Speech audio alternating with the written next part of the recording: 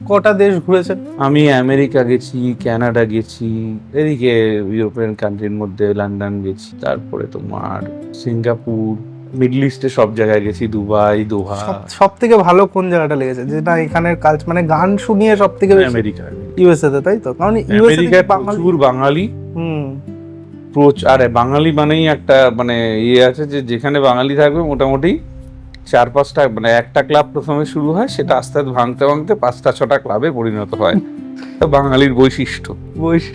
এবং যতগুলো ক্লাব হয় তাতে আমাদেরই লাভ হয়, যে এই ক্লাবটা আজকে একটা জায়গায় যেখানে গত বছর গেছি একটা ক্লাব, নেক্সট ইয়ারে গিয়ে শুনলাম সেখানে 4টে ক্লাব হয়ে গেছে, 4টে অনুষ্ঠান পাচ্ছে। অনুষ্ঠান হচ্ছে। পশ্চিমবঙ্গে গান গেয়ে একটা সিঙ্গার কটা টাকা পায়, ঠিক কি পায়, যাতে সে একটু ঠিকঠাক ভাবে বাঁচতে পারবে? এটা আমার বলতে কোনো দ্বিধা নেই। আমার যতটুকু যা আমি করেছি সব কিন্তু এই আমেরিকা থেকে রোজগার করে। আচ্ছা। এক্ষেত্রেও আমি খুব আশীর্বাদ প্রাপ্ত যে আমার এই বিদেশের চ্যানেলটা আমার খুব তাড়াতাড়ি খুলে গেছিল। লাকিলি আমি খুব ভাগ্যে বিশ্বাস করি আর ডেস্টিনিতে বিশ্বাস করি, যে 2007 সাল থেকে আজ অবধি আমাকে থামতে হয়নি, কোনোদিন হয়নি আমি যাইনি।